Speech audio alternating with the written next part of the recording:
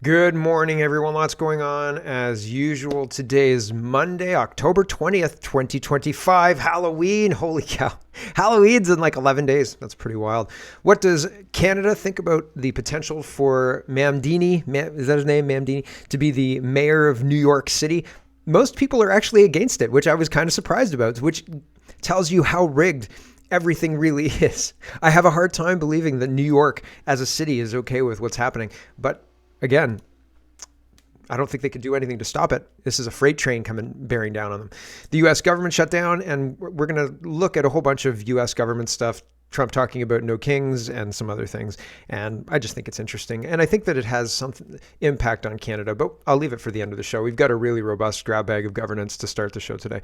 Internet outage and digital ID. And I've got Catherine Austin Fitts talking about digital IDs and what's going on with that. But there's a massive outage this morning. Canva, it's AWS is down. So Amazon Web Services, right? So that's Canva, that's Roblox, that's Fortnite, that's a whole big ton of platforms, massive platforms that are just borked. So that's interesting. And if you, AWS is the kind of backbone that just doesn't go down, but now it's down. So if you build your digital ID on something like that and it fails, then your whole digital ID thing crashes. And I just think it's interesting. The internet, you have to assume that you're going to have downtime. I've had people, I work on the internet, right? I build websites for people. I help people with their websites. I do SEO and things like that. And so people say, a lot of people don't understand how the internet works, and it's basically just a bunch of computers. And when you update computers, sometimes they go down, and you have to know that that happens. It's never going to be 100% uptime. Now, you can have multiple servers with backups and fail safes and all sorts of other stuff so that it doesn't look like it's down necessarily. But sometimes even Apple's gone down. Like Apple's website's gone down. I've seen it in the like 2010s Z's, right? But it happens. It sure does. And massive web outages for things like Amazon. It happens, and it's happening right now. And so that's interesting. But when you add on to that something that's necessary for life, can you imagine if your digital ID is necessary for you getting out of your district to get to work, and Amazon backbone's down, and you're like, beep, and it doesn't let you out, and you're like, well, sorry. And then, but nobody can get out, right? So people won't stand for that. People will just be like, oh man, look at that. It's a digital outage day. Yay, it's just like a snow day, except the government's not letting me go to work. Woo. And then how quickly before the government starts exploiting that, right? And man, it's absolutely wild. Mocha gets the mayor of, I can't remember the name of the little town, to resign after his report goes public on the money going missing from the gravel pit. So there's lots to get to. Let's get to it. First, we're starting with a big grab bag of governance. And this is 10 years since Justin Trudeau got elected. Man, what a disaster, right? What an absolute disaster that's happened. We've got liberals. I've got Karina Gould celebrating 10 years of liberal destruction. Like, what a ridiculous thing to have happen. A Lion Advocacy starts us off today. He says, 10 years ago, Canada was more united. Per capita GDP, gross domestic product, was higher. Employment was higher. Housing was more affordable. Streets and communities were safer. Canada's world ranking for well-being and happiness was higher. Are Trudeau loyalists actually celebrating this lost decade? Yes, they are. Justin Trudeau says 10 years ago today, Canadians chose a more hopeful path. I'll never forget that night in 2015, the energy, the optimism, and the belief that together we could build a better future. And then look what happened. I mean, obviously, a terrible, terrible showing after such high expectations, right? And Dan McTeague, yes, I muted Justin Trudeau the second he was no longer the prime minister because I don't want him clogging up my feed at all. So apologies for even bringing him up. But Dan McTeague says, you destroyed, Justin, a country, its finances, optimism, and prosperity. You will be known in history as the only Canadian prime minister to lead his country astray. But that isn't all to the unfinished business of being charged criminally for the misdeeds you tried to bury. So I don't know that he's going to be charged criminally, and I don't know that he's going to be the worst prime minister or the only prime minister to lead the country astray. Mark Carney seems to be doing a good job of that too. Here's Karina Gould, and Brian says, imagine celebrating what your government did to Canada over the last 10 years and being so proud of it you turn off your comments, right? And yes, of course, Karina Gould turned off her comments, right? So nobody can comment on this one. Don't mention it. But she says, and 10 years later, I'm still focused on you, she says, looking in the mirror, feeling very grateful to have reached this special milestone. The destruction that these people have caused is unbelievable. Here is Keith, and he's responding to Mark Carney, the current prime minister in today, right now. Mark Carney says, we're building stronger, safer communities with stricter bail laws, tougher sentences for violent and repeated offenders, and big investments to hire 1,000 new RCMP personnel. And again, I was talking the CBSA, the Canadian Border Services, and the 1,000 RCMP. I don't think that's happening. I don't think they can train these people. They don't have the capacity, right? Do the RCMP have capacity to train extra people more than the CBSA does? It doesn't sound like it. There's a car alarm going off in my neighborhood right now. So apologies, I'm a little distracted because I can hear the car alarm. But these announcements, Mark Carney, we're building stronger, safer communities, blah, blah, blah, blah, blah. These announcements are daily, but they're not doing that. Mark Carney's been the prime minister for months now. He hasn't done a damn thing. He's taken vacation. He's done nothing. He hasn't done anything he's promised to do. Nothing at all. It's wild that Mark Carney is saying, oh yeah, like we're totally building things that are good. You're building bureaucracy, if anything. Keith says you're not actually doing any of these things. It's true. Table Salt says Mark Carney's Liberal government has approved $25 million for Senegal. Yay, Senegal. Is it for billboards to tell them to not poop on the beach? Because we could use some of those in Ontario to provide... I was actually just making a joke about the pooping on the beach in Ontario, not trying to make a joke at the expense of the Senegalese. I don't know if people in Senegal poop on the beach. To provide technical training for vulnerable women in the blue and green circular economy to promote adaptation to climate change. Oh, so it's money laundering. And Table Salt has an image, and oftentimes she links to it later in the thread. But yeah, we're just sending money to encourage a green circular economy, which is absolute nonsense. Guelph is trying this circular economy too, and they were trying to sell it with regards to food, and they were saying, food that's being that's expiring should be cheaper and go to other places and all this stuff. And I was like, listen, people don't want to eat garbage. Like, why are you trying to make us eat garbage? We know how to eat food. We know how to produce food. We're agricultural superpower. Why are you trying to make us eat garbage? And they didn't like me questioning them, so they blocked me. But yeah, there's supposed to be this whole circular food economy, and they're doing it with the University of Guelph. But again, it's a lot of papers and a lot of theory, no practical anything, and it doesn't work. It's not going to work. People want to eat beef and like nice cuts of meat and stuff, not the leftovers, right? They don't want to eat organs, like, right? Anyway, it's frustrating to have such an incompetent and it seems like purposely bad government. And they're purposely bad because it seems like they're trying to sabotage everything about the country. Pierre Poilievre says, Prime Minister Carney, your finance minister, inked multi-billion-dollar contracts with Stellantis, the battery company. Auto workers deserve to know if their jobs will be protected. Canadians deserve to know what you gave away. Donald Trump is certainly making business conditions uncomfortable for people who are outside the country or outside of the USMCA. And if you are going to be inside the country, then you get a break on all of that stuff. So why would anybody build a battery plant that's not included in the USMCA in Canada, right? If it's not, and it may be included in the USMCA, but if it was included, they'd build in Canada. But again, there's a lot of different reasons, not just the USMCA. If they were included in the USMCA, then they might build in Canada. But if you compare apples to apples, the building costs and the ongoing operating costs of a plant in Ontario versus a plant in, say, Ohio, you're going to have, I think, probably cheaper labor, although the auto unions might have something to say about that. So the auto unions are probably operating in Ohio just as much as they're operating in Ontario. And so wages are probably be comparable, but the building costs will be cheaper in Ohio.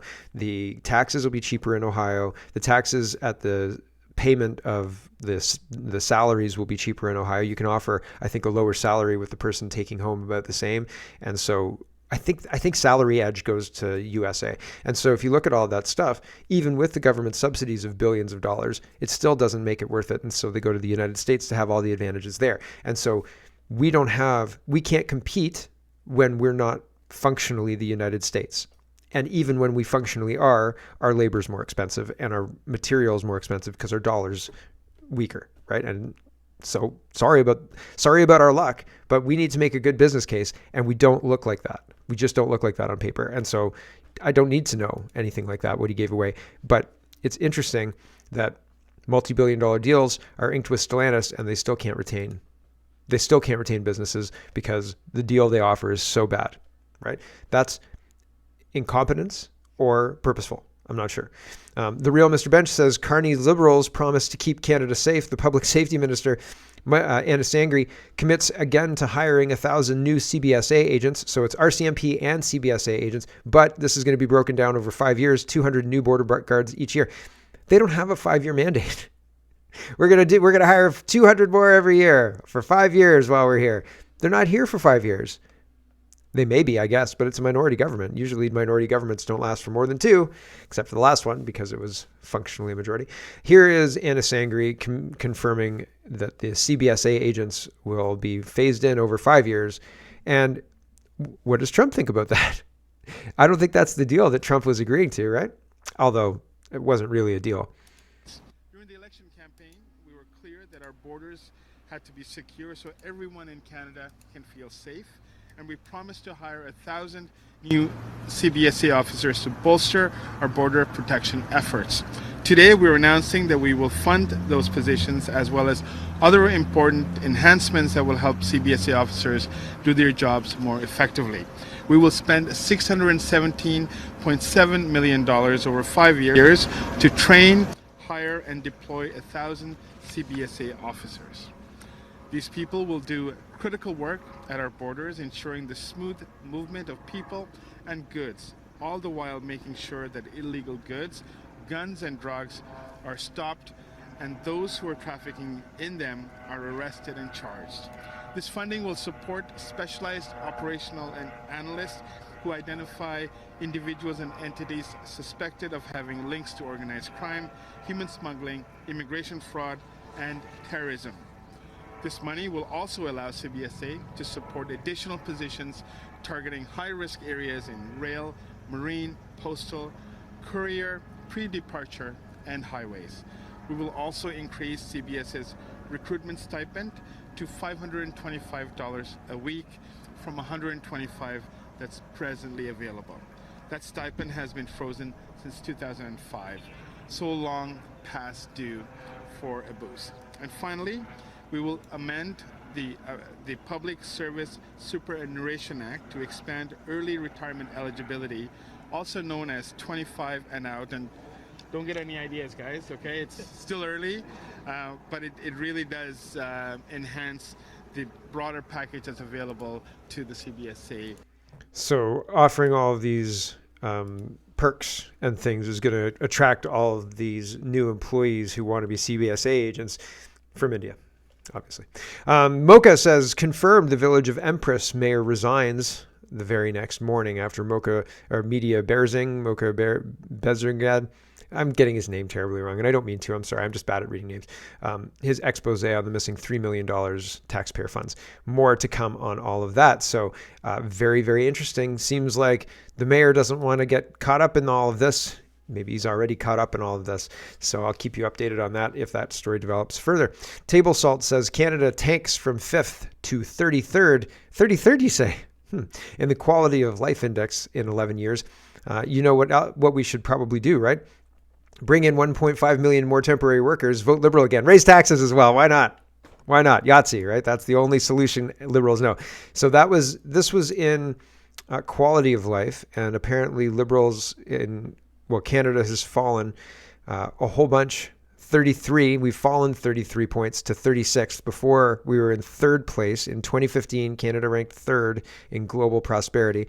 After 10 years under the Liberals, we're now 36th. What happened? So what happened is a decade of destruction. That's what happened. Here is these guys talking about this. This is Nick Nanos. I don't trust Nick Nanos or his polls.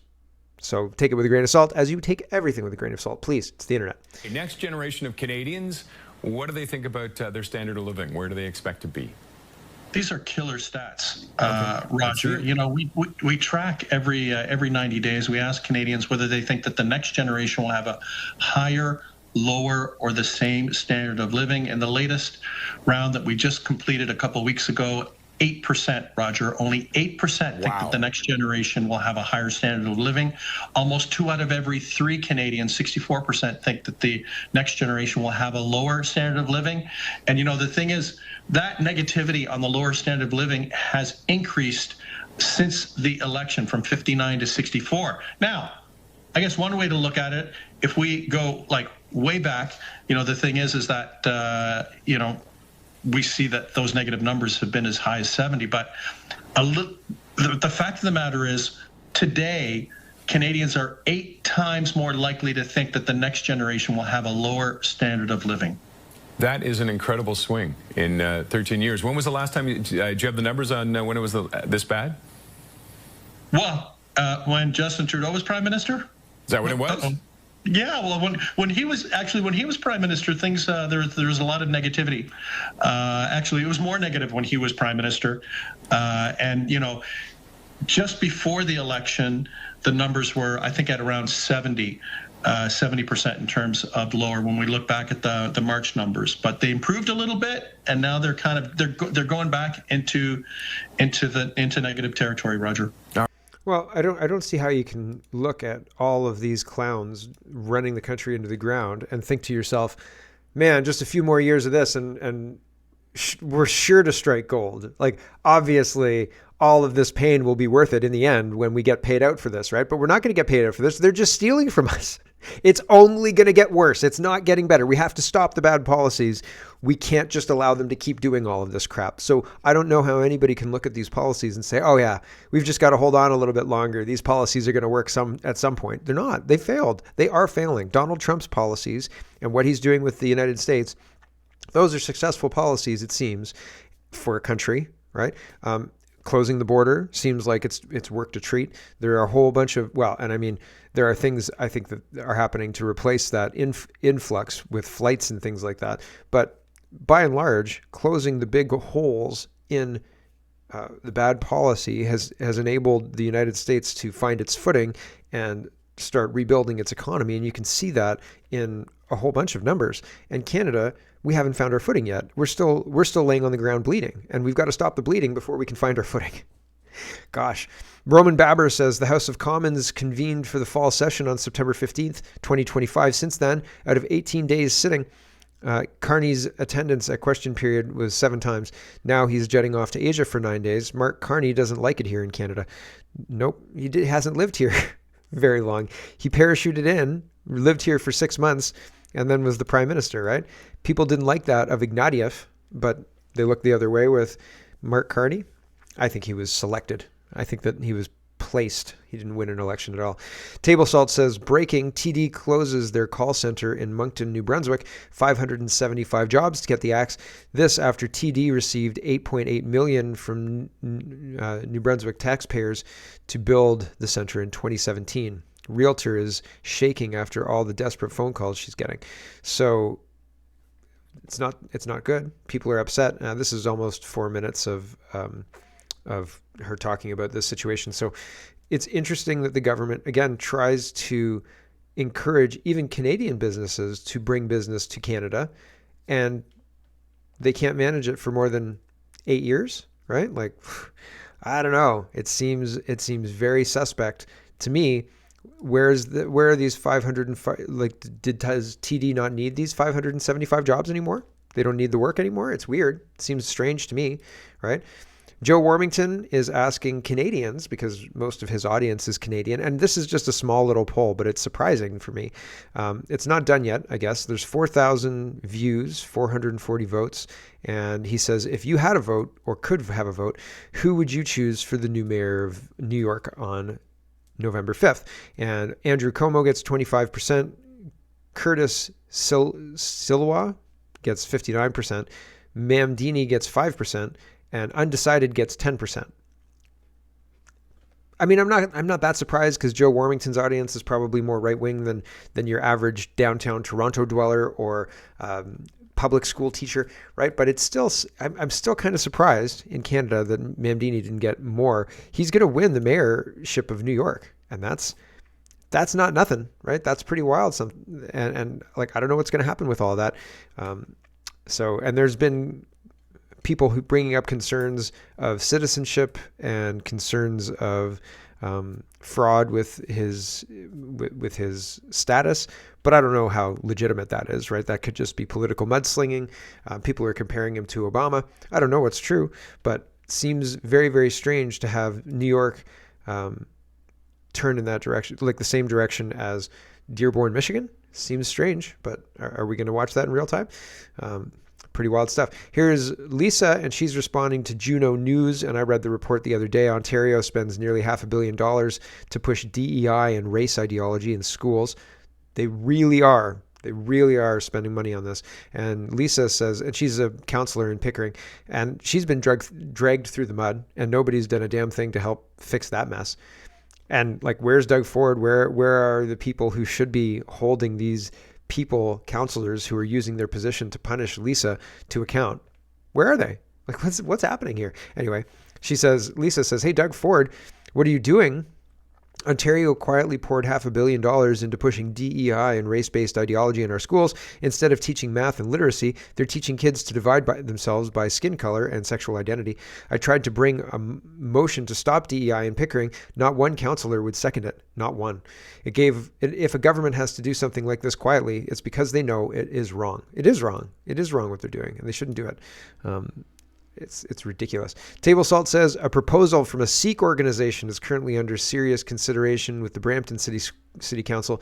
The proposal calls for a monument to be erected to honor the martyrs of Battle Shangrihai, where Sikhs battled Afghans in Pakistan in 1897.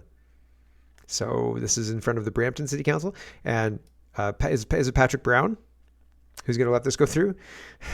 Man, pretty wild stuff, right? So here is what's happening when our governments focus on DEI and religious or war monuments for foreign countries. The actual infrastructure gets ignored. And Eva says she's responding to this Montreal blog, and the Montreal blog says, breaking news from August 16, 2024. A significant water main rupture has occurred at the intersection of Delormer Ave and St. Catherine East Street in Montreal, causing severe flooding. Emergency services are on the scene, and the public is urged to avoid the area for their safety. And she says, I wonder if municipal governments focused on providing essential public services, which is their primary responsibility, rather than engaging in social justice activism, which is not their mandate, the quality of essential services in Canada would improve. Considering the significant amount we pay, we should be receiving top-notch services, yet that is not the case. I would encourage more former business people and manager types to run for municipal office. You get run out if you try and run for office. Like, it's quite something to see. If you don't believe in the ideology of all, if you don't believe in the right things, in the right lies, you can't hold office in Canada, period. It should be the most business-oriented level of government, yet is often overlooked. Municipal government plays an important and indispensable role that demands intelligent and competent individuals to oversee these essential and complex services. Instead, we often see individuals with lofty worldly agendas neglecting critical services in pursuit of ideological goals. Yep. It is what it is. The food professor says we've long been warned that when ideology replaces debate, democracy weakens. We see it now with the carbon tax, with the Elbows Up movement, and greedflation. Restoring space for good faith disagreement without moral condemnation is essential. Yeah, but I don't know. I don't know that that's going to happen.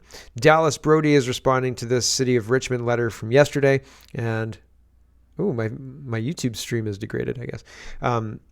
And she says Aboriginal title is an existential threat to British Columbia. Not so good. And Jim says, well, you've already seen this. I'm going to have to kill the stream anyway, so sorry, YouTube, if it ended a little bit early. That's weird. I hope it didn't end early. I hope it's able to finish being played. If you want the whole show, head over to CanadaPoly.com. And if not, that's okay. We'll catch you tomorrow. And for everybody else, we'll carry on and finish the show as usual. And there we go. We will carry on. So crime, I think I heard from YouTube that the YouTube itself is degraded. Ha, fair enough. Thanks everybody for watching. Here's a crime thing. What's going on in Hamilton? Somebody firebombed an ambulance in a hospital bay.